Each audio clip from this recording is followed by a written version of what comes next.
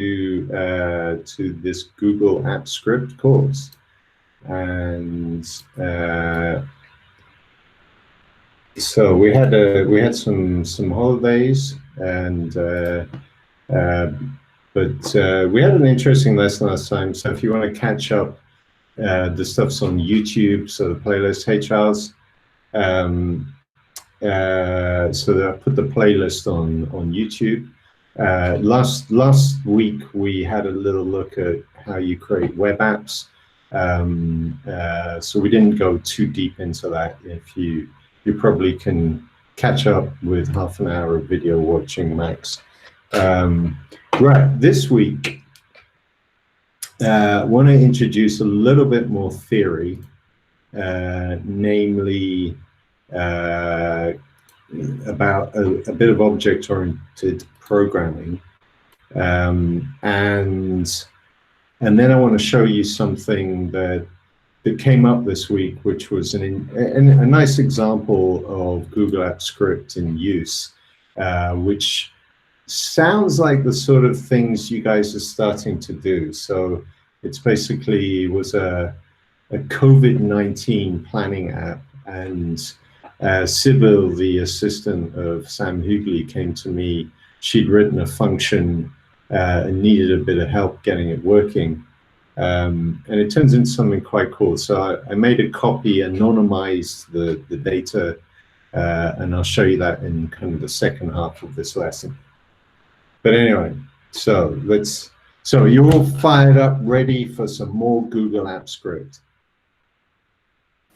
Yes. Yeah, I heard a lot of enthusiasm. Yes, of course. Go ahead. Absolutely. I think we could make this like some kind of cult that is based in Texas, where we have to go yeehaw every time. All right. Can we make a Google Apps Script like that and then pushing the buttons? So yeah. It's probably doable, actually. That's yeah. You can do with a web app. You can do sound over the internet. So yeah, that might actually be doable. We'll see if I get around to that next time. Okay.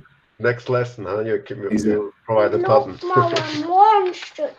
a yeehaw button. All right, so is this actually lesson 5, or did I get the numbering wrong? Wait a second. This is lesson 6.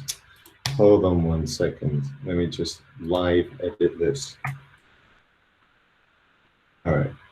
Okay, so we're going to get into this time classes and objects. So we've learned about variables and functions already.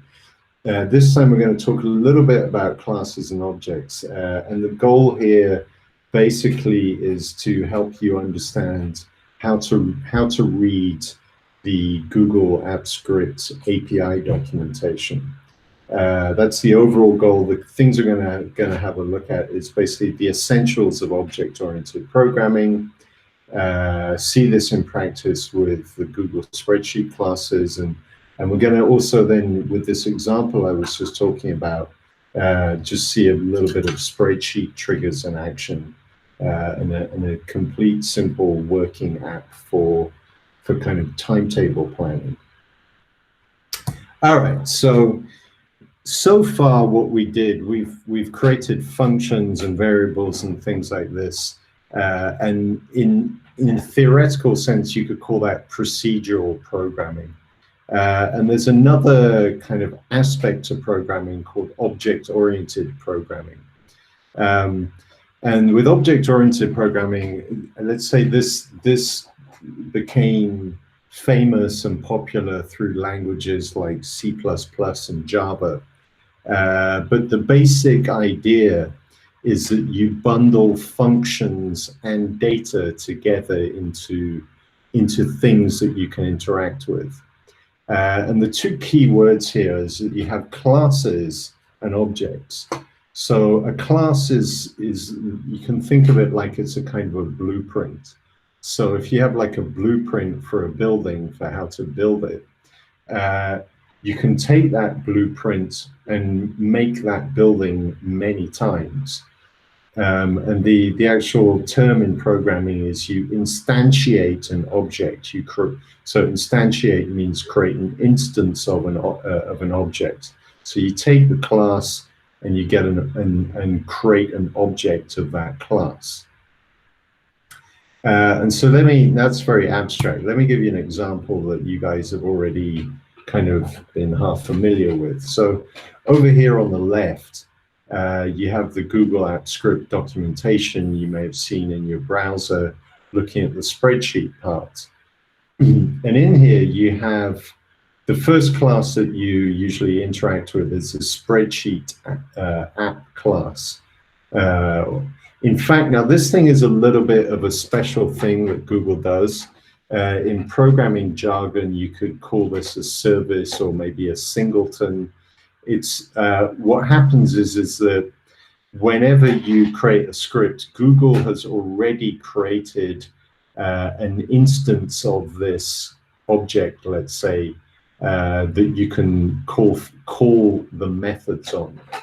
I'll come to the difference between methods and functions in a second, but if you look at the relationship, you've got the spreadsheet app class. Now, and then you have a spreadsheet and a sheet. Now, we've got a lot of sheets going on here, and I'm going to avoid the obvious joke that I could make. I'm very tempted to make it, but I won't. But you've got two directions you could go from the spreadsheet app. You could get the active sheet, and that will give you a sheet object. Or you could open a specific spreadsheet using its ID, and that gives you a spreadsheet, and then from the spreadsheet, you can get a particular sheet from the spreadsheet called expenses. So so there you can kind of see the relationship between things. So get active sheet is, of course, the current visible sheet in a spreadsheet. And you have to be a bit careful with that, because if you change sheets in the background, you're going to start getting a different sheet back when you call that method. If you open a spreadsheet by its ID, you have to get the ID from the URL. You remember they're usually much longer than this. And then from there, you could get a specific sheet using this function and using the name of the sheet. So what's happening kind of in the background, you could kind of say there's another programming term that you could say these are kind of what are called factory methods. And that means that they are methods or functions that you can call on an object to return other objects. So this is this is a factory method that from the spreadsheet app that returns spreadsheets. And if you open it with different IDs, it's going to return you a different instance of the spreadsheet object. And what it's doing in the background is that somewhere there's defined a spreadsheet class written in code. And the JavaScript interpreter is reading that description, executing it, creating an object, and probably loading it up with some data, like maybe the name of the spreadsheet and this kind of stuff. Okay, so far so good. Is that kind of halfway making sense to you? Or shout if it's not. Now, okay, good. Now, an important thing here is, I've been using this word methods. So I'm just going to introduce to you some terminology. So let's say you've got this hypothetical class called meeting room, for example. So classes or objects can have properties and methods. Properties are places for storing bits of data. They're basically the same as variables. And methods are functions, basically. They're bits of executable code that's embedded inside the class that allows you to do things, possibly using the data. So this is like a hypothetical class. It's got a It's got a name, which is a string that's got like a capacity for how big the room is. And maybe it's got a couple of methods like book, if you want to book the room, and is available to find out if it's free. So you might do something like this. You might say you've got a meeting room app, like we had the spreadsheet app. It's like the singleton. And you say, get me a room by its name. So let's get the plenum. And now over here, we have an instance of a meeting room representing the plenum. So the data is going to be the name of the meeting room is plenum. The capacity, I guess it's about 15 people. So this is some data that may be loaded into the object. And possibly there's somewhere behind here like a spreadsheet or a database with all the meeting rooms in it. And then you can maybe use the properties, like see what they are using the logger. Now here actually also like logger.log. So these are all this log here is actually a method as well. So you can see the key point here is that you have this full stop, or if you look further down here, we can call methods on the meeting room object. So we can say, if the meeting room is available, book it. So what you see is you always have this dot. So it's object.method or object.property. But basically, these things are the same as variables and functions. So it's just a different, when it, I'm going to use the word nomenclature, the terminology around objects and classes.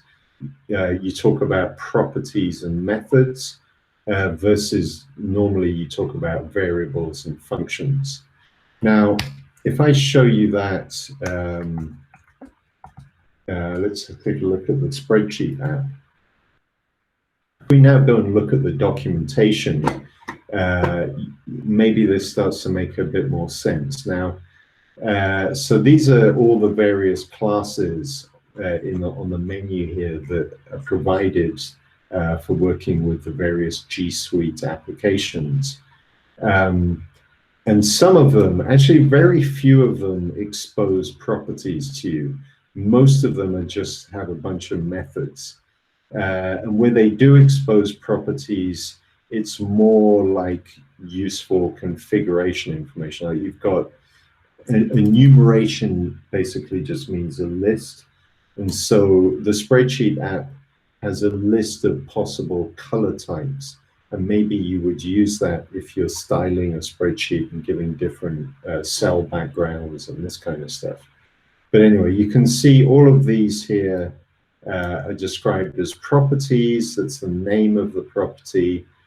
The type means the class of property. So this is linking to other documentation here. So if I click on color type, there you can see the description of the color type.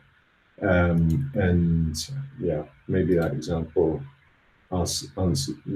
leads to more questions, or let's say border style. So here you've got all the different border styles that you could apply to a cell or to a range here, you see. So there should be an example that you can set a border and including the style there. So back to the spreadsheet app. So you have the properties first, and actually you can see on the right menu, this is like a quick way to avoid a bunch of scrolling. So on the right menu, we've got the properties, then we've got the methods. And the methods are all the functions that this class provides. I don't know, get active sheet, you already know, get active spreadsheet. And then what you see is, again, these methods return objects. So if we do get, let's have a look here, open by ID. So if we look on here, we were doing the open by ID there. So if we look at open by ID, hang on a sec. Yeah. So let's just scroll down to the methods and open by ID. So you can see that you give this thing an ID and it returns an object of type spreadsheet. So it's an object which is an instance of the spreadsheet class. Okay, and that's what's going on here. Or if we have the get active sheet, it's returning an object of type sheet. So it's an instance of the sheet class.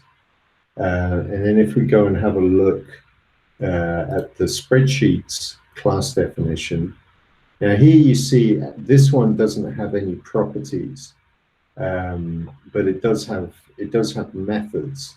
So and we had the method get sheet by name, which is, there you go, get sheet by name, and this returns an object of type sheet. And that was what we were doing. So you have the get active sheet and the get sheet by name. So hopefully that gives you a bit more of a feeling. And then with most of these, you have basically, just to summarize this documentation again, you have like first the short table with a brief description. And then of course, if you click on any of these, you get more details. Like, yeah, it's a get active sheet. Here they have actually an example, a code example of how this thing might actually be used. Okay. Yeah, so,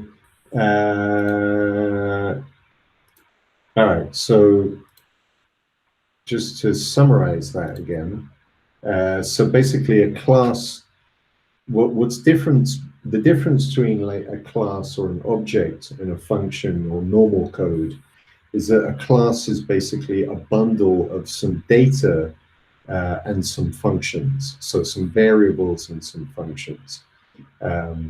Yeah, more than that, we could go into this a lot further in how to define your own classes. That's more, I'll leave that exercise to you, because most of the time with Google Apps Script, you don't really need to do that. If you are creating like full JavaScript-based web applications, you might need to think about this. But here, we won't go any deeper into object-oriented programming, but I need to explain to you that much so that you can understand the reference documentation. Any questions so far, or anything that wasn't clear that I can repeat? Otherwise, I'll jump across to showing you this example.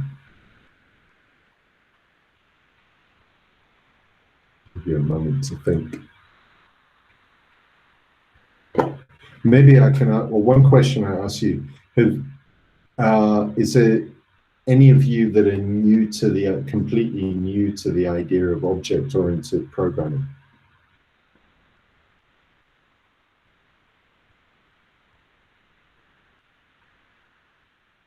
I'm guessing, no, you're all, okay. Cool. Okay, good. So we've covered that, and hopefully that's given you a bit of a look into how the reference documentation works. Now let's jump across to something that's a bit more interesting. So this application that I ran into this week, which this summarizes the key points of it, but it's a Google spreadsheet, which I'm going to put over here. Put it up there. I've put this in the classroom folder.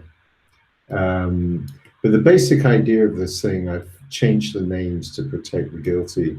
The idea of this is basically that within like a floor or a team area, we have the rule now that we can have up to 5 people in the office at any time.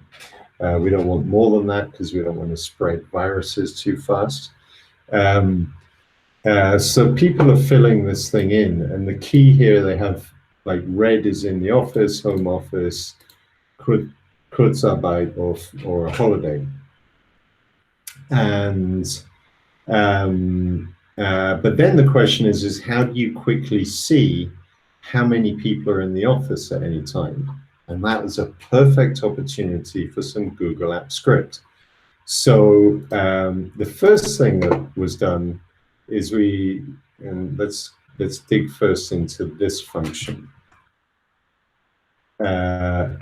So this thing is a function to count the number of colored cells of a particular color. And what you do is you give it a range, well, basically a list of rows, but using the A1 notation. So you could say something like, I don't know, D2 to D10 or something like this. So that's the A1 notation. That's what you're passing in as this variable. And then Farbe is the color that you're looking for. We've got multiple human languages in this function. And then what it does is it gets the active spreadsheet. So this is what actually Sybil basically came to me with this function, and then we automated the process of doing these numbers. So the first thing it does is it gets the active spreadsheet, gets all the values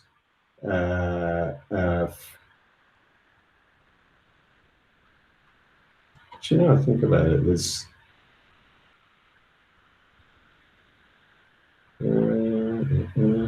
there's some redundancy. This code could be improved. But anyway, the short version of what this thing does, is it loops through the cells involved and then gets the background color of each cell and checks whether it's matching the color that we're looking for. And if so, it adds to the count. And then finally, it returns the count. Okay? So that's what that does. Now, so what it's going to do in effect is you say, okay, we've got this bunch of cells here. Look over that and let's count how many people have this red-pink color so that we can display this number down here. So now the more interesting part comes in this onChange. So let me first, this function as it is can already be used. So here's an example of that. We can say count the number of colored cells in a particular range. Let's paste it in there and say, what's that? H10 to H19. So what we're able to do there is directly call our JavaScript function, count colored cells, from a cell in the spreadsheet. So far, so good, but there's a problem. Because right now it's counting 1, 2, 3 red cells. Now what happens if I copy that and paste it here? This didn't update. And this is a kind of a weakness of Google Spreadsheet is that when it comes to JavaScript functions, it doesn't automatically recalculate when the spreadsheet changes. So there is the quick and dirty way to fix this is you can just add like some arbitrary argument at the end of the function, like a 1, which could be a version number. If I do that, that causes it to recalculate, and now it's figured out, oh, there are actually 4. Now, in JavaScript, that's allowed. Most programming languages don't allow this, but you can actually call this function with arguments that aren't defined here at all. And in fact, what happens is the code will just ignore it. So if I now add another red cell, I could do something like, let's say this is version 2. So that's a quick and dirty way to do this, but that's not what we want, because we want this to update automatically without people needing to think about that. So that is where triggers come in. And so what we do there is basically, instead we create this function called onChange. And the first thing we do, sorry, I saw a question. So the question was, so just pressing enter again doesn't cause the cell to update? No, it doesn't. So let me show you that right here.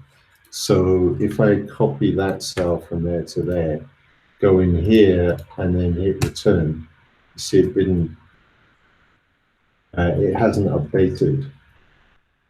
So it only recalculates JavaScript functions that are being used in a cell if one of the arguments to the function was changed,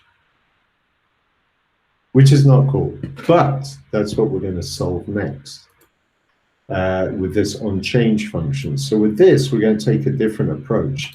We're not going to put the functions directly in the spreadsheet. Instead, you see this is like this one here is just a value. So there's no function or anything involved there.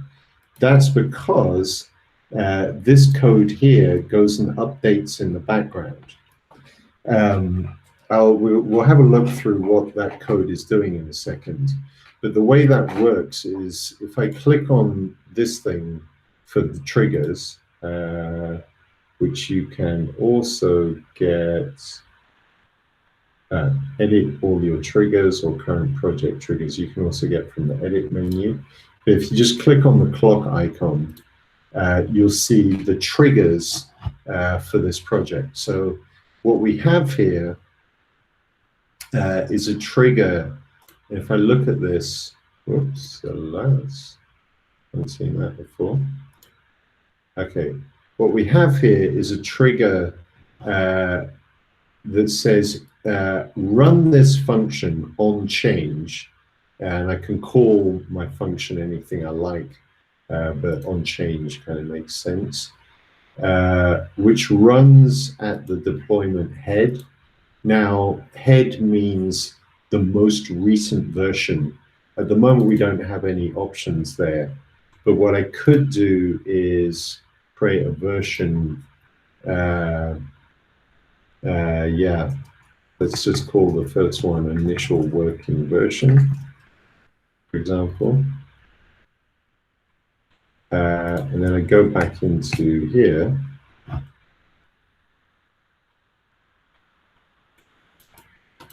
And it hasn't seen that I've done anything. No, okay. Then I'm confused. Sorry, misinformation. All right, so at the moment, in this case anyway, only lets you, head means the most recent version of the code. I'd need to dig a little bit as to why that version management didn't work. Just ignore that.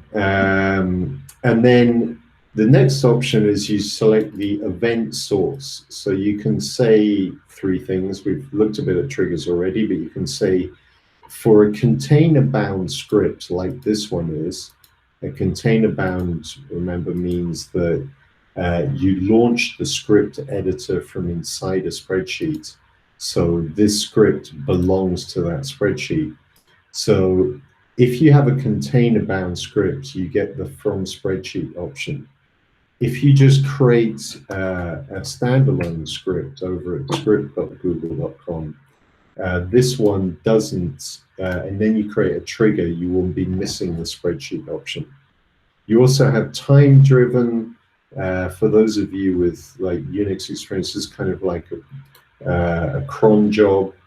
So you can set it to run specific times, run daily, weekly, or you can have a calendar-driven event. In this case, there were changes made to a calendar. But anyway, we want the from spreadsheet. And then here, you've got a few options for what activity should execute the trigger. So on open means that the spreadsheet was opened, like loaded in the browser. On edit means that someone changed a value in the spreadsheet.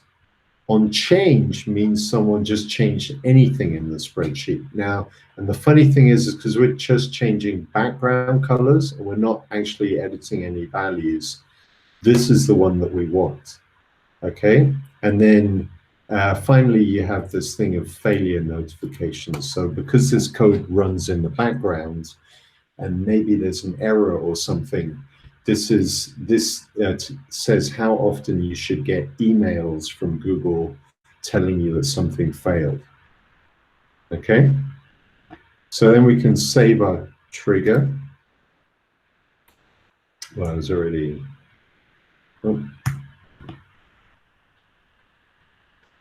we've already saved this. So there's our trigger. And so now, so just to summarize, what this thing does is when anyone makes change to the spreadsheet, it's going to run the code on change. So let's go and have a look at what on change is doing. So we'll explain it in some more detail in a minute, but basically this line here calls, or we've called the count colored cells function to count how many people are in the office, and then it's going to write the value into a spreadsheet. So what that means is like over here, on the one hand, we have our function, which we put in here that was counting, and that doesn't update. But if I just copy a colored cell, and we wait a moment for this to execute, there you go. Did you see that change from 5 to 6? Or I can get rid of a few of these. That's down to 3. Notice that one hasn't updated, this one has. So it's because the copying and pasting of the cell is regarded as a change from Google Spreadsheet point of view. And then that causes the trigger to fire, which in turn executes this function. All right, now, so far so good. Everyone kind of understanding the triggers, etc. Because then maybe I'll just wrap up by explaining what the rest of this code is doing. So, or shout if you have questions. Okay, cool. So the first thing we do here is, like in our count colored cells, the way we did this before, we had to know the hex code of the background color we're looking for. And, you know, and so that's something that you have to know yourself. But wouldn't it be nicer if we could just pick the color from the appropriate cell? So what I've done is to say, basically cell A1, which is this one, that has the background color we're looking for. So the first thing we can do is basically say, get cell A1 and get the background color from that cell and put it in here. And then you can see down here, when I call count colored cells, this part here generates the A1 notation for the rows, the cells we're interested in. And then we pass the background color. So in effect, what I could do here is, if I was to change this color, all of these numbers will drop to 0 in a second. There we go, you can see them all dropping to 0. It also gives you a feeling for how quickly code gets executed. And if I change it back to here, which is the correct color, there we go, the numbers are all coming back again. So that's kind of one small trick to use. Although I guess the bigger idea here is if you see an opportunity to kind of let the data do the configuration, it's better to do that rather than hard coding colors in my code. I can just use this, and we'll find that the code becomes a lot simpler and more flexible to use. Right, now the next part is we want to be able to loop over the columns, so we need and generate the A1 notation. So we need to get a list of letters. So we've got we're starting in this column and we're going up to column AA. So we've got to go through all of these columns. We want to go through there and count the number of cells. So the way I did that was I used this function. Now this is using some kind of more basic JavaScript that's generic, which is using this a string function. So you could Google that. So on the Mozilla Developer Network, when you have any string, you can call this function charcode at an index. Index is the position of a character in the string, and charcode at is basically the ASCII character code of that letter. This is starting to get a bit in depth here, but in case you weren't aware, there you go. Oh, is it this? Yeah. Basically, each character on a keyboard or in the alphabet has a number associated with it. And this is, I think it's a Spanish version there. Okay, let's take Wikipedia's version of this.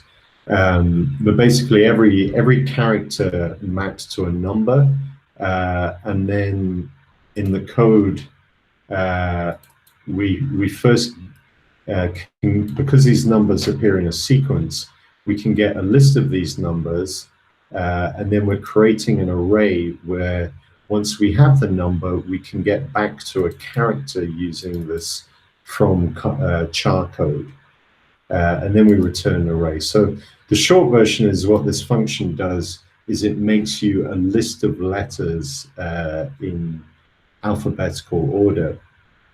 And the way we do it is we say we want the characters from C to Z, and then what we do, because that the logic of this function doesn't work, is we just push on the column AA to the end. So that's this one over here. So it generated us a list from there to there, and then we add that one. Now we've done that, we can loop over the list of letters, which means then we can generate the A1 notation. So this is basically saying, like, if the first column is C, so C10 to C19. So that's from here to here. And then we generate a string by concatenating the parts of a string together. So in this case, it will produce like something that looks like this. And then it's going to pass it across in as the argument to that function. Okay. We pass the background color, and then finally, what we do is we get the active sheet. We get the current column letter, and then cell row 20. So that's this one down here. And then we insert the value, which is the number in the office that we counted with our colored cells function. Yeah, and that's basically how it works. And this part here is, we're testing, you can always test something. With a trigger, triggers can be a bit annoying to test, perhaps, and you just want to stay in the text editor. So I can, like, I could do something like, here's what I might do in development. So I put a return there to stop this bit of code from actually executing, and then I could do something like logger.log letters just to test that this is producing the correct sequence. And so I'm going to call the test function now. Oh, sorry, unchanged. And again.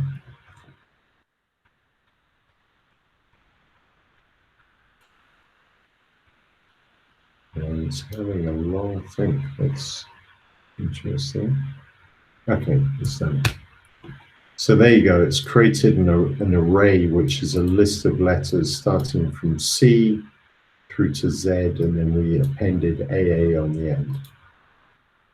So I'm just showing you that to give you a feeling of how you can develop scripts in an iterative way.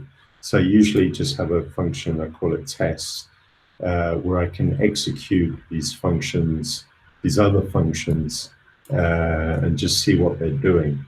And then maybe I just comment that out, or, now I'm happy, I can delete it again.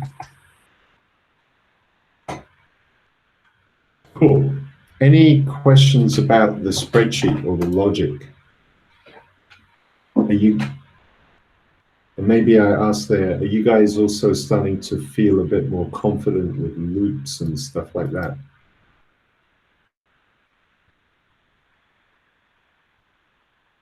Can I ask a short question? Sure.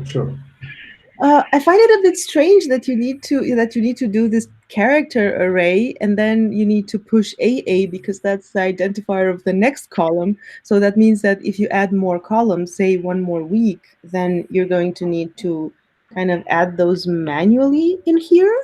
And I'm not sure, isn't there a way to identify columns just by number or in the spreadsheet, or are they only identified by letter?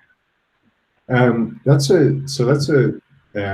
a good question. So, like, if I take it in a general sense, your point is like, in a way, this code is very fragile because the moment we need to have more columns, this becomes irrelevant.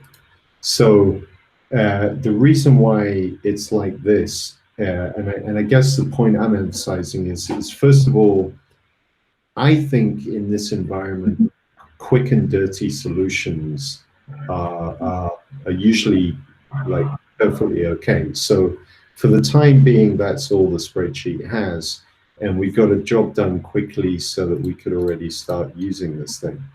Now, what would be the two options that spring to mind that I could see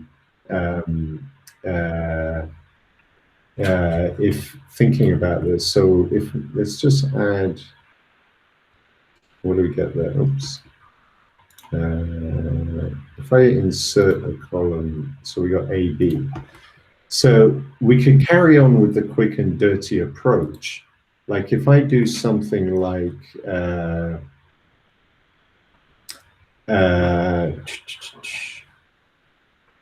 yeah, we could do like prefix, and then put the prefix like that. So now what I could do is just say, the first time I call it like that, and then I could get some more letters, and you can join arrays in JavaScript, but let's just call this more letters for now, and then I could do something like put an A in there. So that will start to generate, it will recreate the sequence. In fact, but I need to start now from like this, maybe. And then Now I can't remember in JavaScript how to join arrays. So let's Google that. Array concat seems to be okay. So we could join them. So we could say letters is equal to letters dot concat. Right. So that's one approach to do it. The other approach, which may be preferable, I guess, would be let's just see how we're getting. So we get the range here from a sheet. Okay, so let's go and have a look at the sheet class. Okay, see you later, Michelle. Thanks for joining. So if I, yeah, you've got various options where you can get the range, where you can use numeric indices. And then you also have get max columns, or get last column is probably the one you want. So the position. So you another way you could approach this is you could say get last column, and you'll get a number. I mean, we can quickly test this here. So let's say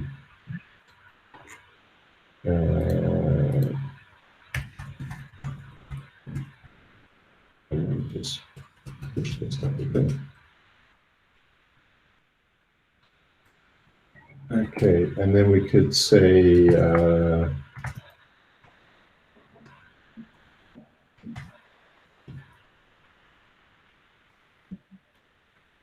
okay, we'll run that, and it should be showing us a number. So 28. So it's the column number is 28, and then you could combine that with this version of get range. So this is, by the way, this is another thing you sometimes have with class methods. Is you sometimes have that you could kind of call them overloaded class methods. So you've got get range is here many times, and each time you can call it with different values. So you can call it with some A1 notation. You can call it with a row and column number and a number of rows you want to get back.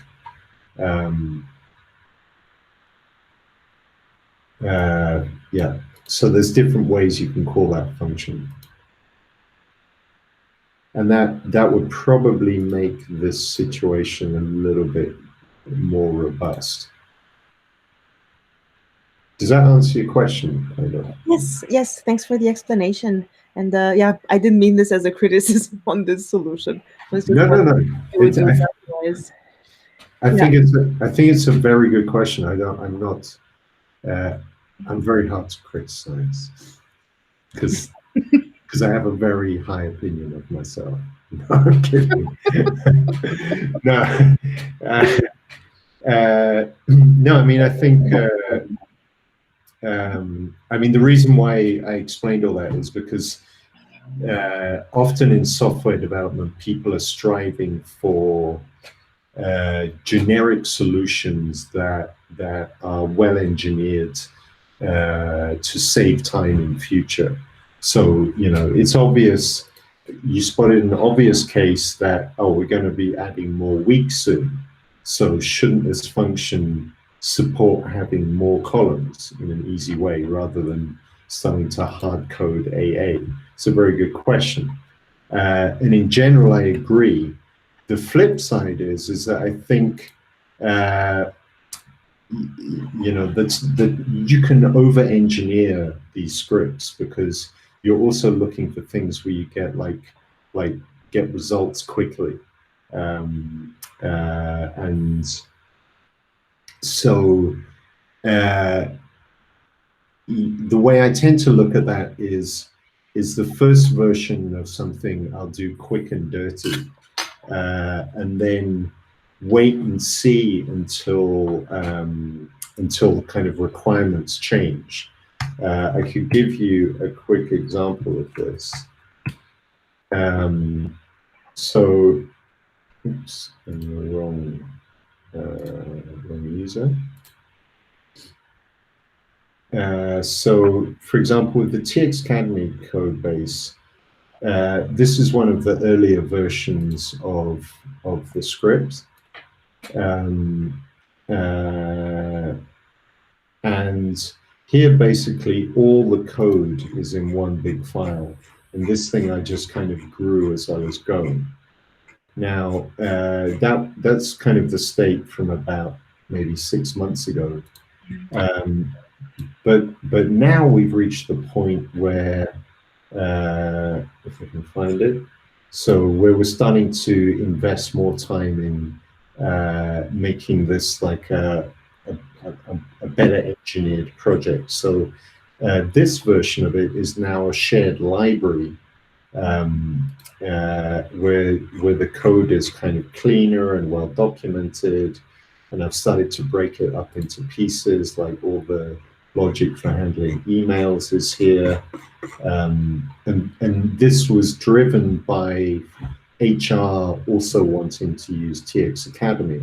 So at that point I'm thinking, okay, the two challenges I see coming is that there's a growing list of requirements and a need for this code to function reliably, and also maybe at some point this thing gets too big for me and it shouldn't be me that's maintaining this code. Maybe we hire someone or give it to a company to maintain the code, because like HR starts to run a lot of courses on TX Academy. So that's kind of the philosophy, but I think so I guess what I'm saying is I think it's okay to start quick and dirty and get things working, and then not kind of over-engineer too much at the beginning. But as more columns start appearing on the spreadsheet, for example, let's remove that one. Can I even remove it? No. Sorry. But as requirements increase and you prove that something is useful, then you can kind of develop it further. Yeah, makes a lot of sense. Long speech for a thing that began with a small detail here. Yeah. Should I remove this prefix part? No, I think we can leave that. Cool. Any more questions? I mean, otherwise, I thought maybe versions of this from the type of requirements I've been hearing some of you talk about, the principle of this spreadsheet and this little bit of code would be something that might be useful in different cases. Like I know, Michael, you do some stuff where you're planning, kind of shift planning, as I understood it, or who's doing what at certain times. So these kind of planning sheets might be useful. So you have something that's kind of visually appealing, but also gives you some numerical output as well. Is correct?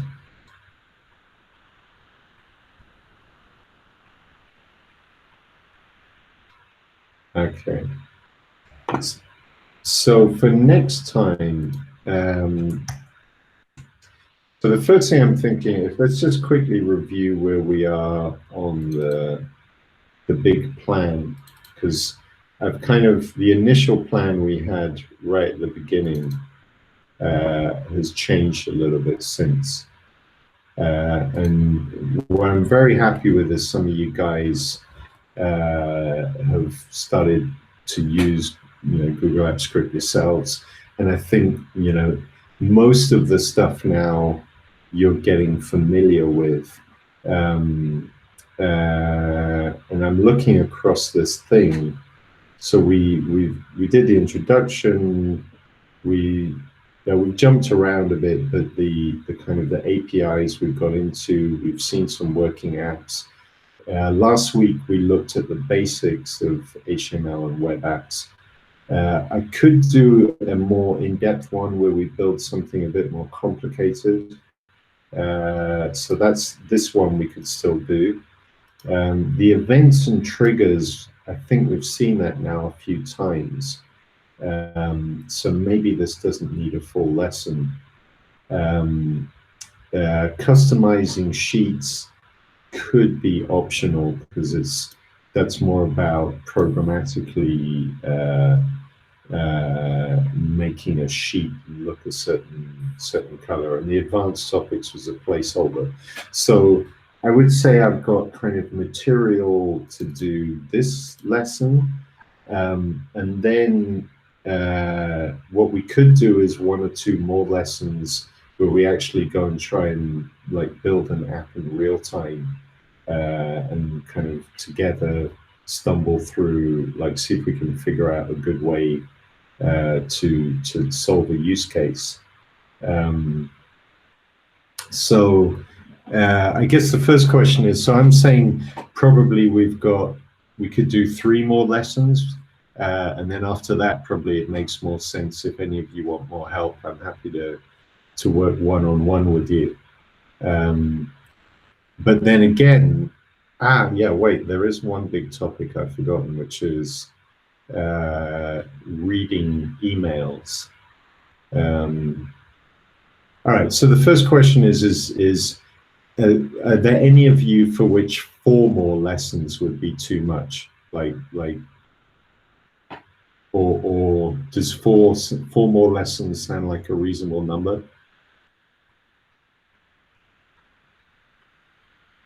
Okay, cool. You can also tell me privately if you want to tell me that you hate this class and you. Okay, cool. So everyone's sort of agreeing on 4 more lessons. So I'll do the CSS and materialize. What I wanted to do also, because a few of you have had the use case around like people sending you spreadsheets. So I think it would be cool to look into actually reading your email using a script, and then you could even automate, like the data collection process. And then I think we could then use the kind of do 2 workshop sessions with use cases. So and there, I know I've asked you guys to think about use cases before. If you can dig into defining a use case in a little bit of detail, that would help me prepare a bit for those sessions. So feel free to message me on Slack directly if you have a use case. This is your chance to get your thing written for you, or at least we write it together, and a bit of automation, we get it done. So if you have a case, the stuff that I kind of defined that a bit a couple of lessons back. So I think in lesson 4, I put that as a homework exercise. So yeah, so this is the sort of information that would be useful to help set up one of those workshop sessions. So if you can identify, like you could just throw up a short Google Slides explaining what the case is. So where's the data flowing from? Like you get an email containing a Microsoft spreadsheet, and then merging it into a central sheet. So just like explaining where the data should flow through the application. If you have any sample data, make sure you sanitize it, but that would help. Like if you had an example of one of these spreadsheets that you're getting emailed, that would really help. And then just in the summary of your case, so I'd say put your summary in a Google slide deck, and then identify, have a list of who's going to be using this application and what kind of experience should they receive. So is it enough that they just get a spreadsheet as a result, or should they be sent an email alerting them to something, or is there something more complicated that needs a web app? Yeah, so if lesson 4, this was in there, and I think we'll come on a first come, first serve basis. So if you document your use case and send it to me by Slack, then you got a good chance. The first 2 to do that will get their app developed. Ist gut? That's my bit of Swiss German for the day. Okay. Cool. All right. Well, hope that was a useful lesson. I'll share the code and the video once it's uploaded, as usual. I think you can already access that anyway, so you can start your COVID-19 planning already. It would also work for a VG. I don't know, maybe. So I'm sure there are many use cases where you need to know who's in the VG at any given time. So, yeah, and where you want people not to be there or in the living room or whatever. Cool. All right. Then I wish you guys a great week, and yeah, stay sane. And it looks like next week we may even be kind of slowly coming back to the office. We'll see. Ciao miteinander. Ciao. Bye bye. Have a nice day. Thank you. Bye. Thank you.